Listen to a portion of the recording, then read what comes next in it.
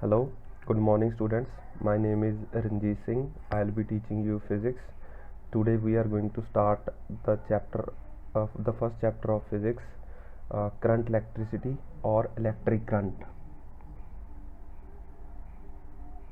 Current electricity or electric current. Electric current और current electricity chapter का नाम है।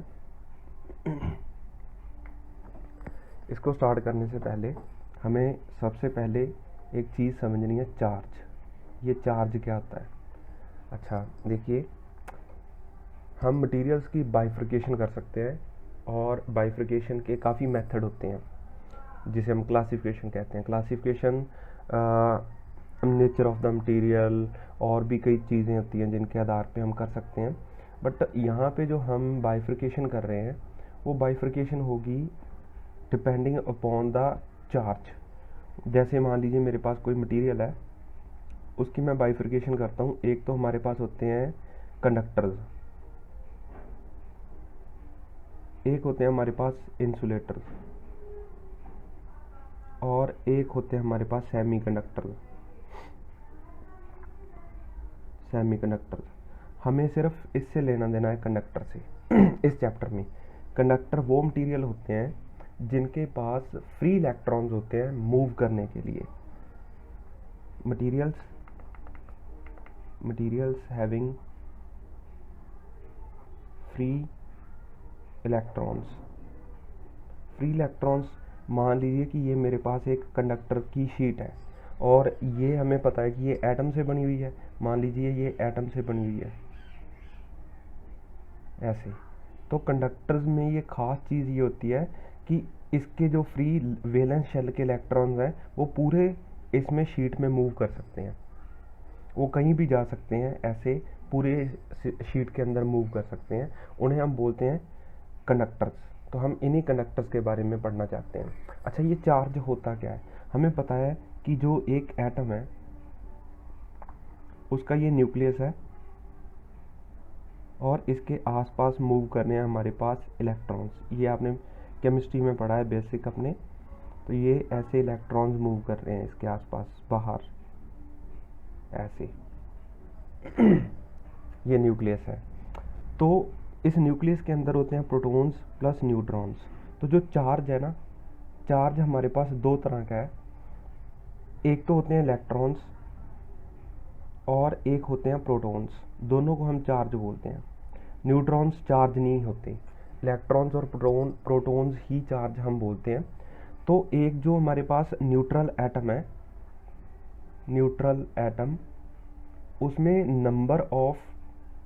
Number of electrons is equal to number of protons होते हैं। Number of electrons and protons same होते हैं। Unit of charge charge के unit क्या है? चार्ज के यूनिट होते हैं कूलम। ये साइंटिस्ट के नाम पे इसका यूनिट रखा गया है। The name of the scientist was coulomb. तो उसी के नाम पे ये यूनिट है इसकी। ठीक है, आगे देखिए। आपका बुक में यहाँ से चैप्टर स्टार्ट नहीं होगा, बट मैं इसको यहीं से स्टार्ट करता हूँ ताकि बच्चे को पहले ये समझ आए कि चार्ज क्या है। तो बेसिकली जो हमारे पास इलेक्ट्रॉन्स एंड प्रोटॉन्स हैं उनको हम चार्ज बोलते हैं। और जो हमारे पास करंट है, इलेक्ट्रिसिटी आ रही है जो हमारे पास, बेसिकली करंट है। जो करंट होता है किसी चीज़ के बहाव को, किसी चीज़ के फ्लो को हम करंट बोलते हैं। It can be water current, जब वाटर फ्लो करता है तो वाटर करंट, एयर करंट, और इस केस में हम जब चार्ज फ्लो करते हैं तो उसे इलेक्ट्रिक करंट बोलते हैं। तो बेसिकली इलेक्ट्रिसिटी की बात करते हैं हम। तो चार्जेस के बारे में बात कर रहे थे। तो चार्ज की कुछ प्रॉपर्टीज होती हैं। सबसे पहले तो आपको ये पता होना चाहिए कि इलेक्ट्रॉन पे और प्रोटॉन पे चार्ज कितना होता है। एक इलेक्ट्रॉन पे जो चार्ज होता है या एक प्रोटॉन पे चार्ज होता है, इसको हम ई पॉजिटिव लिख लेते हैं। प्रोटॉन के लिए वो होता है 1.6 इंटू 10⁻⁻⁹ कूलम चार्ज। और एक इलेक्ट्रॉन पे जो चार्ज होता है वो होता है 1.6 नेगेटिव के साथ इंटू 10⁻⁻⁹ कूलम। ये आपको टर्म याद रखनी है। अगर रह जाए तो बहुत बढ़िया। और मास ऑफ प्रोटॉन कितना होता है? मास ऑफ प्रोटॉन होता है 1.67 इंटू 10⁻⁻27 kg। इतना ही लगभग मास ऑफ न्यूट्रॉन भी होता है। मास ऑफ न्यूट्रॉन भी हम अप्रॉक्सीमेटली इतना ही लेते हैं, प्रोटॉन जितना। और मास ऑफ इलेक्ट्रॉन होता है 9.1 इंटू 10⁻31 kg। अच्छा, एक चीज़ और, same charges repel each other and opposite charges attract each other। अच्छा, इसका मतलब है कि अगर मान लीजिए मेरे पास एक प्रोटॉन है और एक और प्रोटॉन है, मैंने फिक्स कर दिया, ये फिक्स्ड है और ये फ्री है। अगर मैं इसको फ्री रख के ऐसे छोड़ दूंगा ना तो ये इधर भाग जाएगा, क्योंकि सेम चार्जेस हैं, रिपेल करेंगे। और अगर मैं इसके पास एक इलेक्ट्रॉन रख दूं, ऐसे इसके पास एक नेगेटिव चार्ज रख दूं और ये फ्री है, तो ये इसको अट्रैक्ट कर लेगा अपनी तरफ। तो सेम चार्जेस रिपेल करते हैं एक दूसरे को, क्योंकि ये तो फिक्स है, ये तो मूव नहीं कर सकता। तो इस पॉजिटिव को ये इधर भगा देगा और इस नेगेटिव को अपनी तरफ खींच लेगा। ये इसका मतलब है इस स्टेटमेंट का, जो मैंने ऊपर लिखी है। और देखिए नेक्स्ट प्रॉपर्टी है जो चार्ज की, सेकंड प्रॉपर्टी। पहली प्रॉपर्टी तो ये थी कि same charges repel each other and opposite charges attract each other. जो नेक्स्ट प्रॉपर्टी है वो ये है कि चार्ज इज कंजर्व्ड। आप चार्ज को ब्रेक नहीं कर सकते, आप चार्ज को डिस्ट्रॉय नहीं कर सकते, ब्रेक कर सकते हैं, वो एक एडवांस्ड कॉन्सेप्ट है। आप चार्ज को डिस्ट्रॉय नहीं कर सकते, आप चार्ज को क्रिएट नहीं कर सकते। तो जो चार्ज है वो कंजर्व रहता है, चार्ज इज कंजर्व्ड। जैसे मान लीजिए मेरे पास, एक एग्जांपल से हम बात क्लियर करते हैं। मान लीजिए कि आइसोलेटेड सिस्टम है। आइसोलेटेड सिस्टम का मतलब है कि ये बाहर की दुनिया से इंटरेक्ट नहीं करेगा, और ये इसके अंदर मैंने 3 बॉडीज रख दी, ए, बी और सी। और मान लीजिए कि इस पे पहले 5 कूलम चार्ज था, इस पे 3 कूलम चार्ज था, और इस पे मान लीजिए -8 कूलम चार्ज था। तो इस पे नेट चार्ज कितना था टोटल बॉडी पे? 5 3 + 3 8 - 8।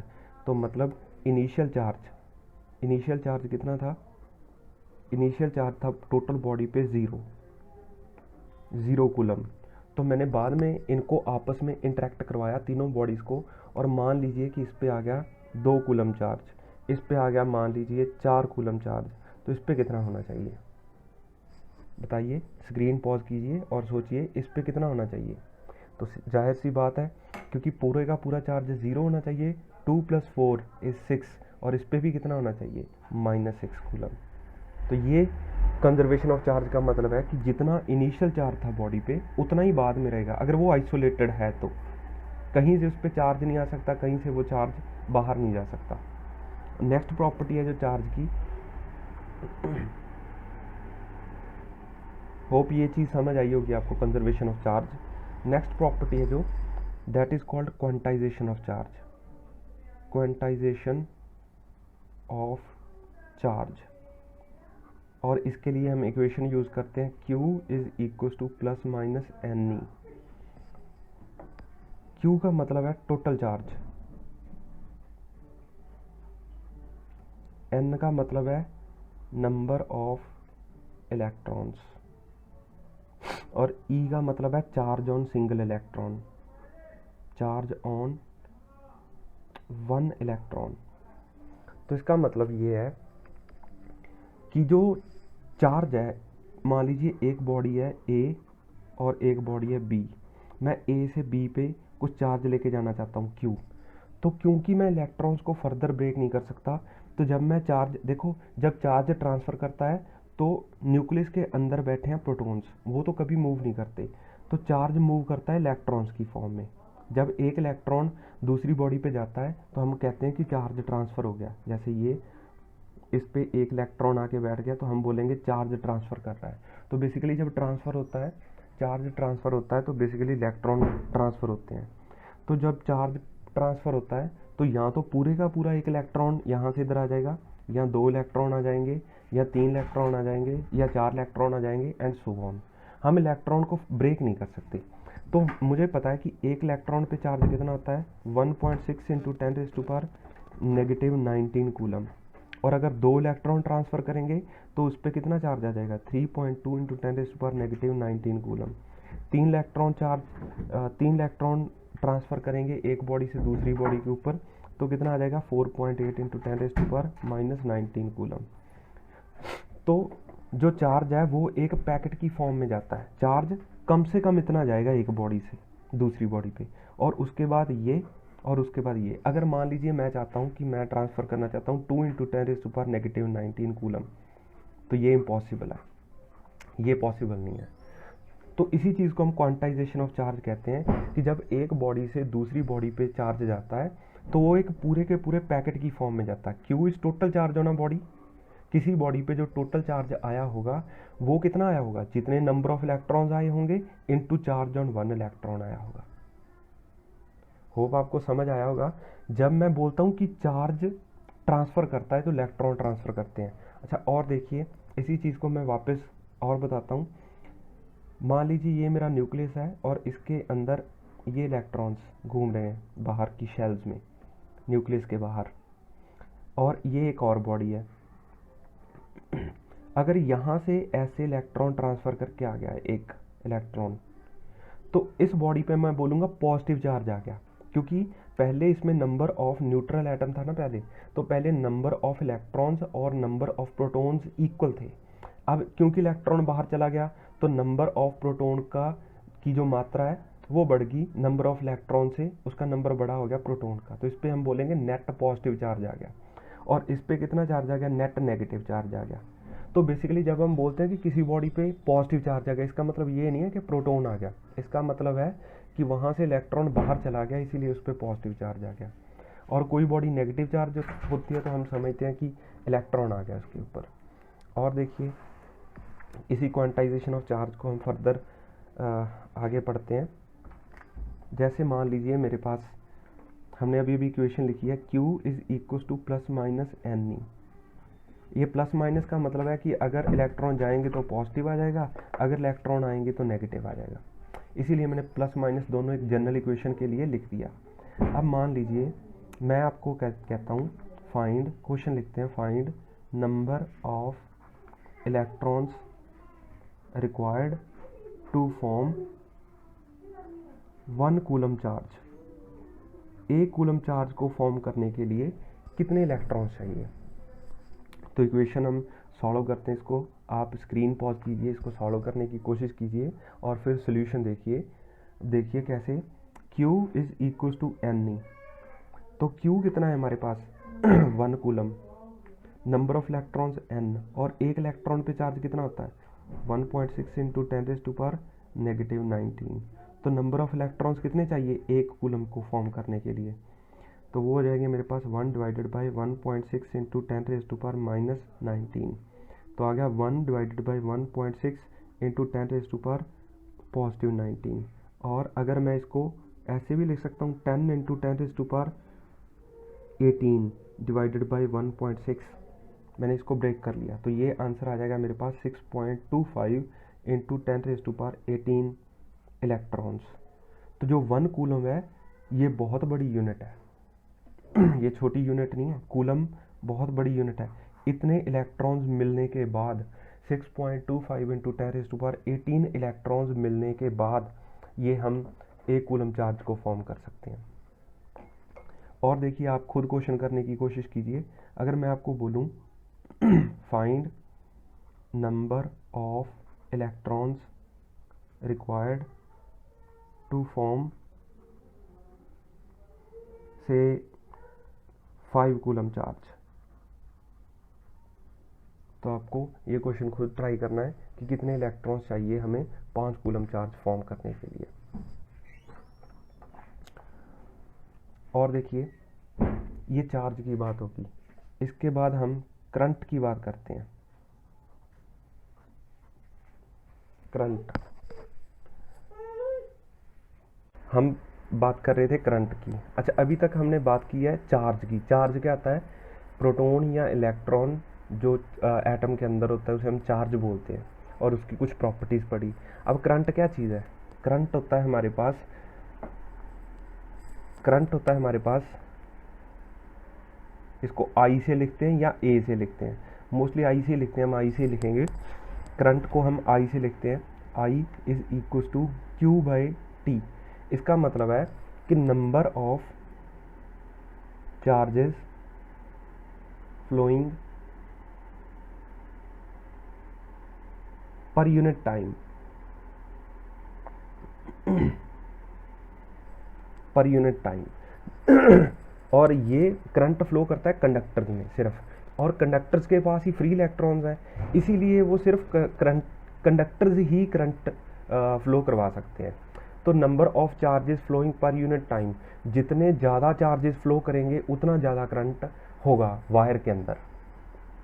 अगर मान लीजिए हमारे पास दो वायर्स हैं ए और बी, ये ए है और ये बी है, इसके अंदर मान लीजिए 5 इलेक्ट्रॉन फ्लो करते हैं 1 सेकेंड में, और इसमें मान लीजिए 10 इलेक्ट्रॉन फ्लो करते हैं 1 सेकेंड में, तो किस में करंट ज़्यादा फ्लो कर रहा होगा? बी में।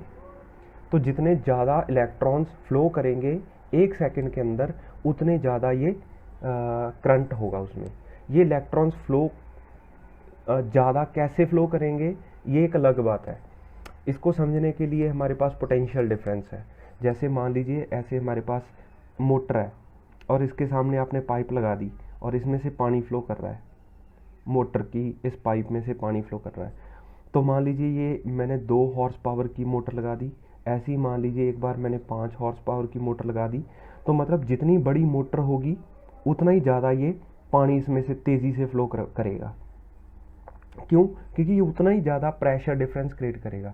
तो जितना ज़्यादा प्रेशर डिफरेंस होता है उतना पानी तेज़ी से फ्लो करता है। ऐसे ही वायर्स के अक्रॉस जितना ज़्यादा पोटेंशियल डिफरेंस होता है उतना ही ज़्यादा करंट फ्लो करता है। खैर उस बात पे हम लोग बाद में आएंगे, पहले हमें सिर्फ करंट पे कंसंट्रेट करना है। करंट क्या चीज़ है? करंट है number of charges flowing per unit time. जितने ज़्यादा चार्जेस फ्लो करेंगे 1 सेकेंड में उतना ही ज़्यादा करंट हम मानेंगे कि फ्लो कर रहा है। अच्छा, यूनिट क्या है करंट के?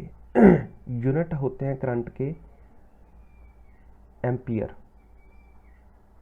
एम्पियर ये भी एक साइंटिस्ट के नाम पे रखा गया है। इसके यूनिट्स का नाम ampere, unit of current is ampere. अब इस पे भी क्वेश्चन हो सकते हैं। जैसे मान लीजिए मैं आपको बोलूं कि इफ़, पहला question, if 5 coulomb charge flows for 2 second, 2 second के लिए 5 कूलम चार्ज फ्लो किया, find current in the wire, find current in the wire. तो कितना हो जाएगा? सॉल्व करने की कोशिश कीजिए, आप इसको पॉज कीजिए और सॉल्व करने की कोशिश कीजिए। तो I is equal to Q by T, तो 5 divided by 2 that is to 2.5 ampere current flow करेगा इसमें। ऐसे ही अगर मैं आपको दूसरा क्वेश्चन दूं, इफ़ से 100 या 600 ले लेता हूँ, 600 coulomb charge flows for 10 minutes, find current in the wire, find current. तो I is equal to Q by T. ये जो एम्पियर है ना, चलो मैं भी बताता हूँ, ये आ गया 600 और नीचे आ गया 10 मिनट।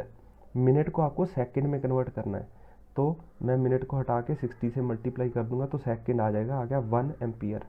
तो बेसिकली जो 1 या एम्पियर है ना वो है coulomb per second, coulomb per second. Ampere coulomb per second होता है। जब भी आपको मिनट में हो आपको कन्वर्ट करना है इसको सेकंड में। होप आपको समझ आया होगा ये करंट। Okay, thank you. कल हम इससे आगे करेंगे। आप इतने नोट्स बना के रखना, इसको अच्छे से समझना। बाय।